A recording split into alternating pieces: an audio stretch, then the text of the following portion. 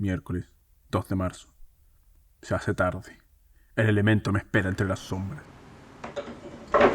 Y yo me preparo para mimetizarme con ellas.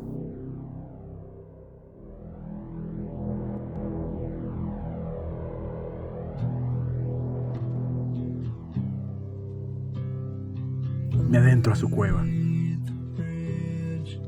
La pantalla y yo nos volvemos uno. 2 horas y 47 minutos después, la persona que sale de ese cine es otra.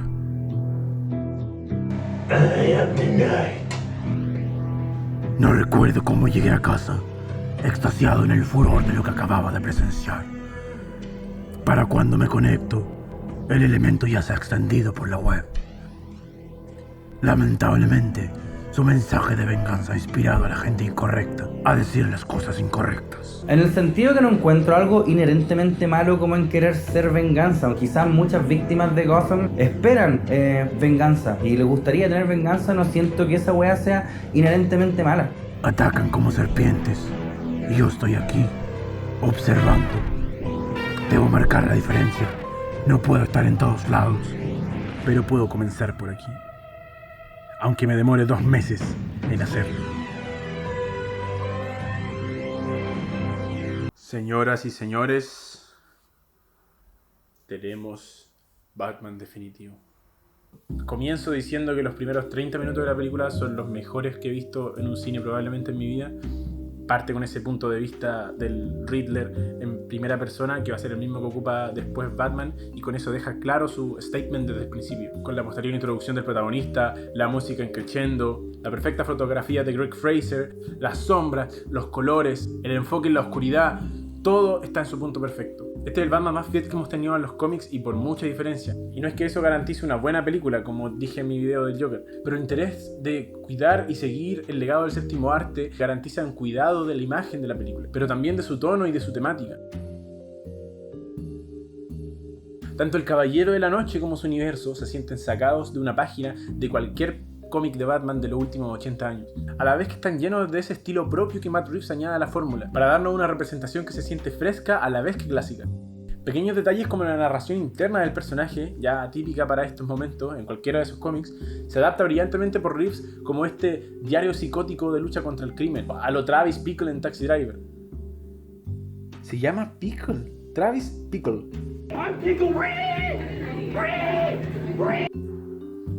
Esta vez podemos ver y sentir Gotham desde los ojos de Batman y desde los ojos de los que lo miran con terror, desde los ojos que lo aman, desde los ojos que lo desprecian. Y es un acierto que ningún otro director había hecho antes, pero es uno muy necesario que demuestra que Matt Reeves hizo sus tareas y se tomó en serio el personaje. E investigó por qué tanta gente considera que el Batman es el superhéroe más grande de toda la historia y por qué resuena con tantas audiencias y tantas generaciones.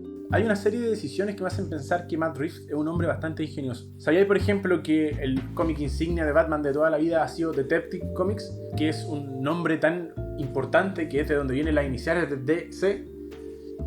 Oye, ¿y si hacemos una película que sea una historia de detectives? Suena como una idea demasiado buena como para que no se le haya ocurrido a alguien antes. ¿Y si incluimos un monólogo interno tan característico del personaje para poder empatizar con él de maneras que no hemos visto en el cine? ¿Y si adaptamos a un Bruce Wayne joven, pero que sea más como un rockstar recluido a lo Kurt Cobain que un millonario excéntrico playboy a lo Tony Stark? Son decisiones que ahora pueden parecer obvias, pero que en realidad demuestran lo que pasa cuando un director se toma en serio el material de origen y no lo ve como algo penca a lo que tiene que redimir por ser un cómic, porque lo que captura a las audiencias ya está en el material original y su labor es rendirle tributo a este material a la vez que pone su granito de arena en expandir el mito.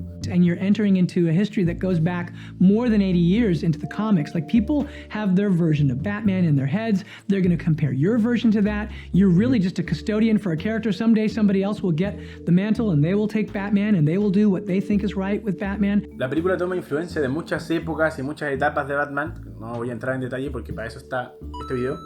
Pero se enfoca en un Bruce Wayne joven e inexperto, que es algo que no hemos visto mucho en el cine y que últimamente ha sido un contraste con lo que hemos tenido, que es un viejo refunfuñón, está amargado, que deja en la UTI a sus villanos porque ya no cree en su símbolo, ni su director cree en él. Pero bueno, esa es otra historia. I'm sure these guys are fine. They're gonna be 100% okay. They're not at all dead. Those guys in the car, they're 100% fine. Gracias a esta nueva toma del personaje, la película puede reforzar muchas de las ideas de por qué Batman es tan bacán a la vez que las desmitifica. Es bacán porque es un tipo sin poderes que le saca la cresta a los malos, pero lo acompaña con una trama que convenza a Batman y a la audiencia de que eso no es suficiente, que Batman tiene que ser más que el tipo que se vea bacán mientras le rompe el cuello a un padre de familia que se fue por el mal camino. Y esta desmitificación se entiende mucho mejor si vemos que las películas de Batman están en conversación con su anterior. A diferencia de Snyder, It's really fun. Matt Reeves conoce el personaje más allá del nivel superficial y le interesa dirigirlo por las preguntas morales que puede plantear el personaje y las críticas al mundo actual que no se pueden hacer con otros personajes. Let them be reflections of this city. They're all born out of this place. And this, by the way, that place is not so different from our world. It's sort of the point. You know, you discover stuff as you go, but Una conversación similar tiene el género superheroico, que no me gusta llamarlo género en realidad porque es un concepto que se aplica para distintos géneros. El concepto superheroico tiene una conversación similar consigo mismo. Por ejemplo, la esperanza típica de las películas de Spider-Man de Sam Raimi o de Superman del 78 fue ampliamente criticada y deconstruida, por lo que hasta ahora muchos consideran la mejor película de superhéroes de todos los tiempos. Cuando The Dark Knight se estrenó, rompió muchos paradigmas y muchas personas pensaron que habían visto todo el potencial de lo que los superhéroes podían ofrecer. Y directores como Joss Whedon estuvieron en desacuerdo. It felt to me, when I saw The Dark Knight, sort of we'd gone past it. Mm-hmm. You know, it was sort of like, okay, we understand the superhero movies now. I'm going to make Godfather with superheroes and post-superhero era. And I was like, whoa, wait a minute. I still want to see the hero part. You know, I feel like the great superhero movies have yet to be made. And so let's not deconstruct them completely just yet. Con Los Vengadores, Whedon trasladó a la pantalla la épica superheroica que hasta entonces solo había estado reservada para los cómics. Y con ese movimiento revitalizó el interés por las capas y los spandex por lo menos por 10 años más. Aunque a día de hoy el boom superheroico se ve lejos de su fin. De forma similar, Snyder reconstruyó a Batman a tal punto que era irreconocible, por lo que tuvo que llegar Matt Reeves para responderle al Batman asesino, devolviéndolo a las raíces. Su objetivo en esta película es exponer claramente qué es lo que hace a Batman único, por qué es el personaje más icónico de la cultura gringa y por qué sigue siendo adaptable con el pasar de los años. No importa el contexto social, Batman siempre asciende, pero para ascender, primero hay que verlo surgir. Las mejores historias de Batman siempre exploran la naturaleza de la justicia, la ética y la palabra con S. Por eso es que Rick lo lleva de vuelta a sus primeros años, para definir correctamente el símbolo. Y aquí lo que Gotham necesita coincide con lo que Batman necesita.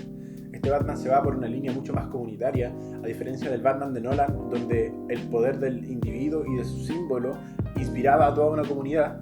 Este Batman necesita renunciar a su venganza personal para entregarse al bien comunitario. Y cuando lo hace, su propósito es elevado. No es directamente el mensaje contrario al de Nolan, ya que la decisión de adoptar la responsabilidad y marcar la diferencia sigue cayendo en el individuo, pero lo que aporta esta toma de personaje es el protagonismo de la ciudad, lo que representa a la comunidad, este sentido de pertenencia y orientación hacia el futuro que le dan al protagonista. Que viene como anillo al dedo para una comunidad de espectadores que venimos saliendo de una cuarentena en la que nos encerramos tanto en nosotros mismos, que debemos redescubrir el propósito de las comunidades en nosotros, cómo nos forman y cómo nosotros las formamos a ellas. Al parecer, esta decisión molestó a los que generalmente tienden a molestarse cuando un autor redefine algo que ellos creen que no necesita redefinición. I think I deserve a public apology from George Lucas. Batman es solo venganza, nunca se ha tratado de sueños y esperanza. Es Superman, te dirá el que nunca ha leído un cómic de Batman en su vida. Pero ya hablaremos de eso. Lo que hay que tener en cuenta es que a lo largo de toda la película se busca un balance que es poco común en el cine comercial actual. Porque The Batman no está orientada al desarrollo de los personajes directamente, ni los personajes están sometidos al desarrollo de una trama central. Los dos se rinden ante un amo mayor que es el tema de la película. Porque, a ver, ¿de qué trata The Batman? Claramente es una película de detectives, y el género tiende a darnos una pista de los temas que generalmente se tocan en él. El caso que el detective investiga tiene siempre relación con el tema que el director quiere que te lleves para meditar en la casa. En el caso de Batman, le toca jugar el rol del mejor detective del mundo para darse cuenta que el gran crimen que investiga es el suyo propio. lo que Gotham le ha hecho a él y a todos los ciudadanos, que van a la deriva en un mar de corrupción y falta de propósito. Bruce Wayne murió con sus padres. El potencial de la persona que pudo llegar a ser fue arrastrado por la lluvia y la sangre. Crime Alley es el nacimiento de la sombra, furia y venganza personificadas en una máquina de lucha contra el crimen imparable. Su primera aparición existe para dejarte en claro que este es el Batman más crudo que vayas a ver en el cine.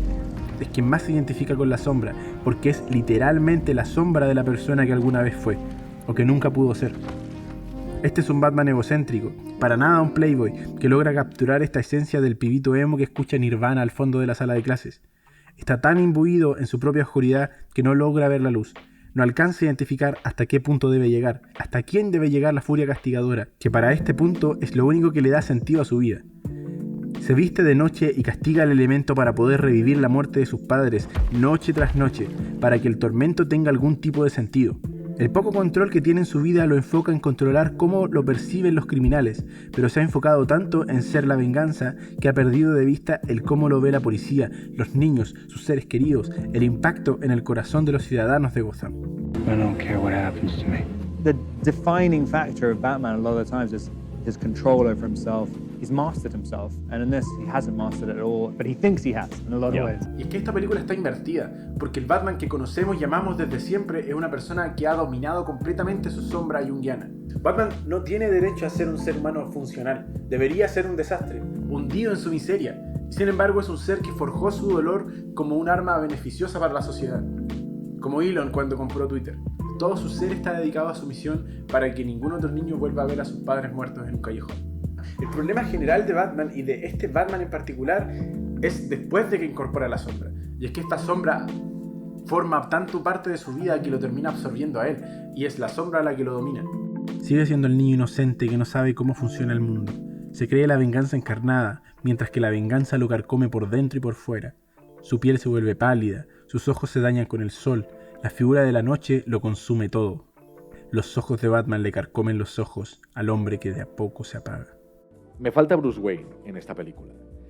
The film despises Batman, so every Batman iteration has to explain why a man who is a billionaire would dress up like a bat and go around beating up criminals. It's not answered, and the director doesn't know, and the writer doesn't know, and this is the problem. Uno se pregunta dónde está el Bruce Wayne filantrópico, dónde está el Bruce Wayne que intenta resolver Gotham a todos los niveles, porque aquí me hace falta. Batman and Bruce Wayne are the exact same character. There are points where Bruce Wayne is walking around. He's got the same dour expression, same glazed look, same kind of emo thing going on as Batman does the entire movie. El elemento no termina de entender que Bruce Wayne no es un hombre que ocupa una máscara. Bruce Wayne es la máscara. Wayne no existe. Si en la típica película de origen de Batman vemos la creación del murciélago, en esta película vemos cómo se encuentra a sí mismo después del murciélago. Después de la máscara, para terminar formando su verdadera máscara, que es la persona pública de Bruce Wayne. Este no es Spider-Man. Con Batman no tiene cabida la lógica de que el actor debe interpretar a dos personalidades diferentes, porque lo que la película intenta contar es que siempre Batman solo ha sido uno. Su trauma absorbe toda personalidad y carisma que alguna vez pudo llegar a tener Bruce, y en su lugar solo queda en el vacío para que el murciélago surja. Cuando ves por primera vez a Bruce Wayne, no el peinadito, la imagen que te esperas de Bruce Wayne, se siente incómodo, se siente artificial. Y bueno, esa es la idea, Dayo, que es una persona ficticia, inventada por necesidad. No representa quién es Bruce Wayne por dentro, porque dentro no queda nadie. The voice kept calling me Bruce. In my mind, that's not what I call myself. What do you call yourself? ¿Dónde está ese Bruce filantrópico en el conflicto de esta película cuando es necesitado? En el mismo lugar que está Spider-Man en esta escena.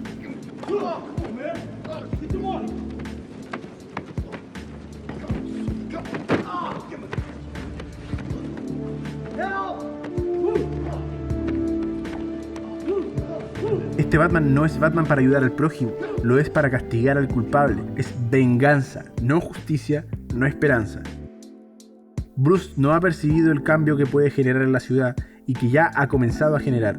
No se da cuenta que necesita hacer, en parte, lo que la ciudad espera de él. Necesita disfrazarse de Elon Musk y cambiar el sistema desde dentro, a la vez que desde fuera. Es por esto que tanto nosotros como Batman debemos entender que el personaje que vemos en esta película está equivocado. La ciudad es mucho más anciana y astuta que Batman. absorbe el miedo que Batman influyó en los corazones de sus adversarios y lo vuelve en su contra. La batalla de miedo contra miedo no puede generar resultados duraderos. Por eso es que Batman necesita transformarse en algo más, en un demonio luchando por la luz. Una y otra vez la ciudad se ríe de su niño y no se lo toma en serio. A través de distintos avatares lo mira a los ojos y le dice: hijo querido, tú no puedes ser la venganza, porque no puedes terminar de convertirte en quien soy yo. No puedes intentar redimirme siendo mi espejo. Debes ser algo más. Es tan pertinente para nuestra época ver a un Batman que no se saca la máscara, que no se saca el maquillaje, porque somos un país que, aunque nos dieron permiso para sacar una mascarilla, seguimos ocupando la mascarilla afuera. En este sentido, Bruce Wayne es un reflejo perfecto de una generación que tiene tan poca identidad propia, tiene tantas dudas respecto a quiénes son, qué es lo que representan, que no saben cómo exponerse, cómo exponer su cara frente al mundo real, cómo este mundo no se los va a devorar y cómo poder confiar en el otro y en lo que el otro piensa de ti sin que eso te defina. Entonces, ¿de qué trata The Batman? De cómo te percibes a ti mismo cuando te aíslas, de quién eres cuando se apagan las luces y solo quedas tú y las consecuencias de tus actos, de cómo percibes tu identidad. Ese es el tema de la película. Cada decisión tomada en la película responde a la idea de explorar este concepto, de jugar con la idea de la identidad. Por eso el director considera fundamental que los personajes vivan sus experiencias acompañados íntimamente por nuestros ojos, que nos ubiquemos en lo profundo de sus almas a través de las constantes tomas de punto de vista, que nos ayudarán a entender cómo viven sus vidas, qué sienten, quiénes son y quiénes creen que son. Y lo brillante es que todos los personajes de esta historia deben lidiar con las máscaras que el destino les impone, aceptarlas o luchar contra ellas, para lograr descubrir sus verdaderas identidades. El Pingüino es rechazado por el mundo del crimen, que lo ve como un rarito sin mayores cualidades que destaquen. Y es cuando el mismo comienza a tomarse en serio que logra forjarse la identidad del gran macho alfa, de la misma comunidad que lo despreciaba. Y supongo que la serie de HBO explorará cómo se las ingenia para obtener la corona del crimen. El hype está por las nubes.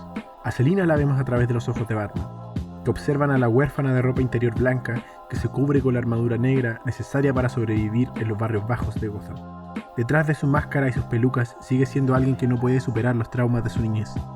A pesar de recurrir instintivamente a una máscara de buscar venganza, no deja de ser una persona con buenas intenciones hacia los desprotegidos, que es lo que la hace conectar con Batman. Selina no ve el sentido de luchar por una causa perdida, pero se ve cautivada por la pasión de Bruce, por el hombre detrás de la máscara que ni él mismo reconoce. Por eso deben separarse al final, dar un último paseo por el cementerio de su infancia, para enfrentar la adultez por separados. Porque mientras Bruce sea Batman, Selina nunca podrá tenerlo. O sí podría. Alfred, por su parte, tiene el deber de cargar con la identidad de padre que nadie más puede ser para Bruce. Debías tener un padre, pero me tuviste a mí. A pesar de que ni Bruce lo percibe como tal, ni él sabe cómo hacerlo. Y es cuando por fin acepta este rol instintivamente, cuando se sincera con su hijo adoptivo y le toma la mano sin pensarlo, que logra encontrar paz en su nueva identidad. Falcón es el malo indiscutible porque es quien cree que su identidad es más de lo que la ciudad está dispuesta a entregarle. Es quien a través de sus acciones inhibe la capacidad de los otros personajes de explotar su verdadero potencial. Es quien sube a la cima de la jerarquía en base de negarle la posibilidad a otros de explotar su verdadera identidad. Los policías redescubren quiénes se supone que deben ser, completando su arco al romper las ataduras con la corrupción. Y se vuelven a encontrar con lo que se presume fue su motivación principal para vestir el uniforme. Al armarse de valor y apresar a Falcón, nos muestran que hay una posibilidad, incipiente ahora, pero creciente, de mejorar el sistema sin tener que destruirlo primero. Gordon es la prueba máxima de esto, siendo el personaje que más clara tiene su propia identidad y que ayuda a otros a encontrar su espacio dentro de la historia. Batman y Acertijo son más complejos, porque no dejan de ser dos caras de la misma moneda, pero al igual que todos los otros personajes, encuentran sus identidades en máscaras, en mentiras creadas para lidiar con las duras verdades que destrozan sus vidas. Ambos recurren a la máscara de exponer la verdad y castigar al culpable. Es una máscara tan cómoda que creen que es real, pero las verdaderas intenciones que se esconden detrás son los más básicos deseos de venganza. La película gira en torno a la muerte de los Wayne, como toda buena película de origen de Batman debería, pero decide no mostrarlos por enésima vez muriendo, y creo que funciona mejor para la trama de esta manera. Incluso aunque no supieras cómo mueren, aunque en este momento existen 7 niños en el mundo que no han visto a los Wayne morir 20 veces, con las perlas cayéndose y la cámara lenta, funciona mejor así. en el misterio de la conciencia colectiva, porque se transforma en esta verdad ineludible que está en el aire, esta verdad que marcó el punto de quiebre para la Gotham que pudo ser versus la Gotham que es. Pero la trama cuida el misterio de quien asesinó a los Wayne, porque al hacerlo establece que para Batman nunca será una persona específica la responsable de arruinarle la vida. Es el crimen personificado, esta figura eterna más grande que la realidad misma. ¿O fueron los pecados de los Wayne, que llegaron a cobrar su precio en sangre? ¿Quién sabe? ¿Qué importa? Quien realmente mató a los Wayne fue Gotham. Bruce y la ciudad son igual de huérfanos. Perdieron su futuro la noche que Martha y el padre benevolente fueron asesinados. Furiosa por su estado actual, en las sombras de la ausencia de Thomas Wayne, la ciudad forma a su heraldo encargado de desenmascarar la verdad. El Acertijo es hijo directo de la tragedia de Gotham. Es el civil desconocido que paga el precio de cada tragedia de la vida real. Todos estos niños sin hogar por culpa de la corrupción y la falta de preocupación de quienes debían protegerlos. Voy a soltar una interpretación de la trama que no creo que sea directamente canónica, pero no le veo falla a esta lógica. Juzguen ustedes. Bueno, resulta que los Wayne son desmitificados. Martha tenía problemas mentales por dramas familiares muy serios, lo que fija un buen precedente para entender por qué su hijo disfruta de estar en la noche sobre las gárgolas vestido de murciélago. Pero el verdadero problema es que el benevolente de Thomas Wayne actuó sucio para encubrir esta información. No mandó a matar a nadie porque al final del día tiene que seguir siendo un buen hombre que motive al héroe a honrar su legado y todo ese jazz, pero lo baja al nivel de una persona imperfecta, lo que funciona espléndidamente para este Batman tan imperfecto. Papá Thomas le pide a Falcón, quien le debe una por haberle salvado la vida, que asusta a un periodista que descubrió el drama familiar y lo planea exponer. Pero aquí es donde se pone interesante la cosa. Falcón mata al periodista, obviamente. Es el mafioso malote y comete su buena obra del día liberando al planeta de un parásito menos. Lo sé porque yo estudio para ser uno. Este parásito, sin embargo, trabajaba para Maroni, que es el otro jefe mafioso de Gotham y la principal competencia de Falcón. Lo que me resulta interesante de esta historia es que aquí es donde entra el Acertijo en su propio relato expositor, que se presenta a sí mismo como un huérfano que sufre porque la plata que el bueno de Thomas Wayne iba a ocupar para volver a Gotham Grande de nuevo se perdió en financiar a los mismos mafiosos de siempre y transformar a la ciudad en un lugar incluso peor de lo que era antes. Pero ¿por qué el Acertijo entra en la historia justo en este momento? ¿Y si quedó huérfano cuando Falcón mató al parásito? Así es, mi teoría es que el periodista es el padre del Acertijo. Busqué más información y el apellido del periodista es el apellido de Hosh, que es otro villano de Batman que se hace referencia acá. Pero, de ser esta teoría correcta, esta película, que ya es redonda, sería aún más redonda. Porque tanto Bruce, Selina y el Acertijo estarían lidiando con los pecados de sus padres. Y la trama trata de cómo Batman no cuida el legado de sus padres. Porque al descuidar las obras de los Wayne y la tremenda herencia que es el poder de su apellido, Bruce permite que la plata que habían dejado sus padres para mejorar Gotham sea usada por los criminales para volverla a un lugar todavía más corrupto. El villano nace de estos mismos errores, de las fallas que Batman cometió y sigue cometiendo al creer que la venganza es la solución a sus problemas. La venganza nunca es buena, mata el alma y la envenena. El Acertijo surge para complementar este símbolo de venganza, del castigo contra los culpables. You showed me what was possible. You showed me all it takes is fear and a little focused violence. You inspired me. Mostrar la otra mitad a la que Batman no llega. Como todos los buenos villanos de Batman, Acertijo es el reflejo de un conflicto moral para el protagonista. Es el lugar al que podría llegar si tomara una serie de malas decisiones. El objetivo final del Acertijo es que los culpables mueran bajo las aguas del diluvio que él crea, en un claro intento de jugar a Dios. Su inteligencia lo hace estar sobre el juicio y sobre todos los pecadores.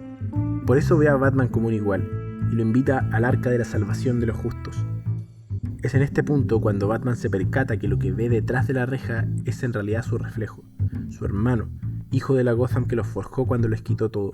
El guión cimienta una y otra vez esta conexión entre los dos antes de que se conozcan. Al fin y al cabo, el gran plot twist de la historia es que el mejor detective del mundo lleva a cabo el plan del Acertijo sin darse cuenta. Es por esto que la película no podía terminar con Falcón preso, la policía redimida y Batman cabalgándose al mañana, porque no había confrontación, un verdadero clímax emocional para una posterior catarsis. Y más importante, Batman aún no era la persona que debía ser para que la historia terminara. ¿Por qué tendría la autoridad moral para tomar preso al Acertijo y no tomarse preso a sí mismo, si al final su objetivo es el mismo, venganza y castigo? El arma de Batman, el miedo, es inútil frente a la verdad. Lo haya querido o no, Batman colaboró con el villano de la historia para volver Gotham un lugar a imagen y semejanza del Acertijo, de la venganza. El antagonista logró usar la fuerza de Batman en su contra, su aspecto castigador, el medio perfecto para infundirle miedo a los poderosos. Y en una época como la actual, donde tenemos tanta desconfianza en las instituciones y en la palabra con S que formamos, donde tanto el Joker como el Acertijo tienen un argumento que pareciera tan convincente, es fundamental que Batman tenga un viaje que lo involucre en estas mismas preguntas. ¿Vale la pena luchar por el sistema en que vivimos? ¿Vale la pena intentar arreglarlo? La diferencia entre los dos es que Batman desprecia las armas de fuego, básicamente. No cruza la línea que lo volvería igual a quienes intenta detener. La diferencia es ese instinto irracional de salvarle la vida al huérfano del alcalde, sin darse cuenta de lo que estaba haciendo. La respuesta moral que encuentra, la única que existe, es comenzar a controlar esta sombra que hasta el momento lo ha vuelto imparable, pero incontrolable y predecible. De pronto la venganza no es suficiente. La ciudad necesita mucho más. Su alma necesita más. Si su padre era imperfecto, ¿por qué no puede aceptar que él también lo sea? Que comete errores y debe aprender a ser mejor. Es a través de descubrir los pecados de su padre, el impacto de estos en su vida y sus propios pecados, que Bruce aprende a ser más. Y al final, si se hace cargo de sus propios pecados, puede seguir avanzando y hacerse cargo de los pecados de su padre, para con un poco más de esfuerzo, seguir avanzando y hacerse cargo del impacto de su familia, su nombre y su fortuna, sobre la ciudad, que impacientemente espera a que Bruce decida qué tipo de persona será en la vida. El tomar responsabilidades en nuestras manos provoca que inevitablemente tengamos que explorar nuestra identidad. Y es a través de encontrarnos a nosotros mismos que podemos romper el ciclo, marcar la diferencia. Es a través de reencontrarnos que recuperamos la habilidad de soñar. ¿Vale la pena poner nuestro pequeño granito de arena en el avance interminable o desprestigio interminable de nuestra sociedad? Batman siempre te va a responder que sí. Vale la pena soñar, pero es la cruz que debes cargar tú mismo, el autosacrificio de la responsabilidad. Y es que Bruce no carga solamente con los pecados de su padre, sino que también lleva la antorcha de esperanza y de renovación, sin ser consciente aún de lo que eso significa, porque la lleva por dentro y necesita ser bautizado en las aguas de la redención y el castigo, necesita sacrificar su sombra desatada para resurgir como este nuevo héroe. En su última liberación, la sombra toma por completo el volante y castiga al secuaz del Acertijo con toda la fuerza que le queda, y no para hasta que Gordon lo da vuelta. Incluso entonces, la sombra se protege desesperada, lista para enfrentar a todo el mundo ya sola. Y es que su enemigo es demasiado grande, todos son culpables, todos están en riesgo. Su tema suena en cuerdas tristes, que enuncian su trágico final, mientras Selina observa aterrada el vacío rostro de la sombra.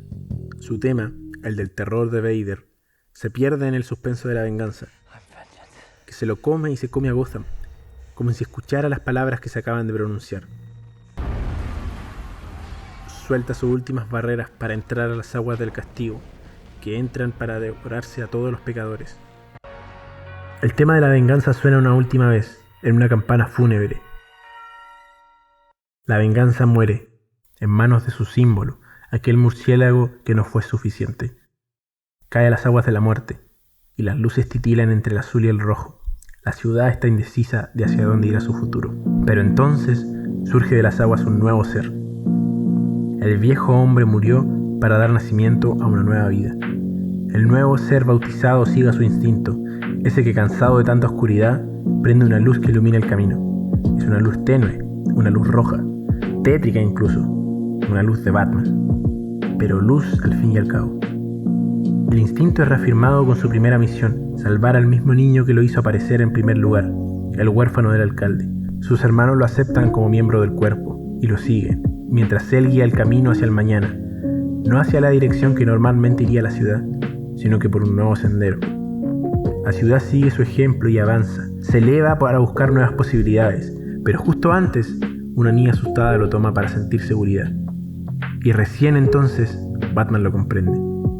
La ciudad está enojada, con cicatrices, como yo. Nuestras cicatrices pueden destruirnos, incluso cuando las heridas sanan, pero si sobrevivimos, pueden transformarnos, darnos el poder para perseverar, la fuerza para luchar. Mientras deja ir a la niña que le muestra que provocó un efecto en la ciudad, pero no el que buscaba, Batman mira a los cielos y se convierte en el héroe que está destinado a ser. Un héroe que logra capturar lo peor de su miedo y de su trauma para transformarlo en algo heroico, en un símbolo que da esperanza. Deja de mirar a Gotham hacia abajo y comienza a visualizar la Gotham que todavía puede ser. Hace propio el sueño de los Wayne y comienza a creer en una nueva Gotham. Y puede que ahora seamos Gotham. Esta década nos ha acercado mucho más a ser el reflejo de la ciudad de las gárgolas y no al revés, pero Batman es el oscuro pero brillante reflejo de lo que podríamos llegar a ser. Creo que el mayor miedo de Batman en esta película es permitirse tener esperanza de nuevo. Y a pesar de que la noche puede ser muy oscura, con amenazas reales y terribles, la vida vale la pena vivirla.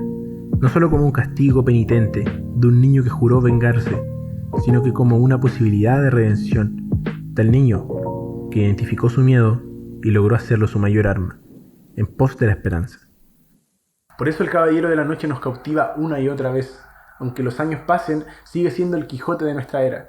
Su cruzada es eterna porque intenta corregir una ciudad incorregible, ganar una guerra imposible contra el crimen, que en realidad no es más que una guerra contra la naturaleza humana, luchando por la perfección pero permaneciendo humano. Es un pilar, soportando las incesantes olas del crimen y la corrupción, un foco de luz vestido de sombras, un hombre que se niega a rendirse frente a la maldad y la miseria del mundo que lo rodea. Grant Morrison lo dice mejor: en la búsqueda obsesiva e imposible de Batman de golpear el crimen hasta su extinción. Un bastardo a la vez. Cuando chico, Batman no era mi personaje favorito. A Logan siempre lo vi como el cool vaquero al que admirar y del que quería tener una polera, a pesar de que nunca pude tener porque no vivía en la época del merchandising superheroico. Eso sí, veía la Liga de la Justicia religiosamente todas las mañanas, y Batman siempre fue el personaje que más me intrigaba, el que por alguna razón que se escapaba a mi reflexión de niño de 6 años, despertaba en mí una curiosidad que ningún personaje lograba. Cuando veía su serie animada podía decirme a mí mismo: este tipo tiene algo que decirme, algo con lo que me puedo identificar. Pasarían muchos años y muchas cosas en mi vida para poder volver a pensar en Batman como una figura que pudiera regalarme algo con lo que reflexionar. Anoche se me cortaron las cuerdas de mi guitarra, por eso que ahora canto con las cuerdas de mi alma. El 10 de agosto del 2020 mi padre falleció de una hemorragia cerebral.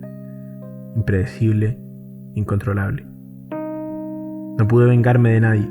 No pude arrodillarme hacia el cielo y jurar que iba a dedicar mi vida a castigar a lo que sea que lo haya matado, porque no estoy estudiando medicina ni pienso hacerlo. Pero puedo mirar a Bruce Wayne, a su sufrimiento, a su miedo a perder otro ser querido, y puedo verme reflejado en esa pantalla.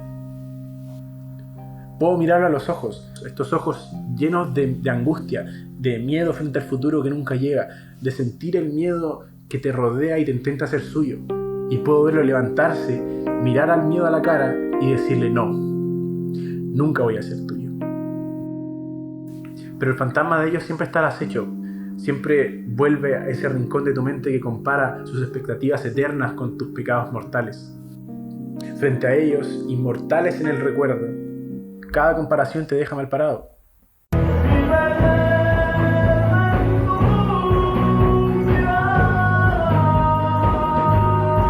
Para procesar mi angustia en el funeral, hice un video en su honor y mi dolor se apaciguó. Dije todo lo que debía decir, pero la ausencia es más grande que cualquier declaración. A ratos puede parecer más grande que la vida misma, y por eso entiendo a Batman también, que una vida superhumana no es suficiente para callar el vacío. Batman me ha enseñado a vestir nuestro luto no solo cuando es correcto, no solo cuando es apropiado, sino que apropiarte de él y con esa fuerza recuperar tu vida y mejorarla y aspirar siempre a más, porque eso es lo que ellos hubiesen querido, porque eso es para lo que él me crió. Siempre hacia lo profundo, paso a paso, en camino a lo profundo. Por eso te doy gracias, Batman. Gracias por mostrar el camino a través de los años, por ayudar a levantarme, a mirar hacia el horizonte y tener la valentía de volver a soñar.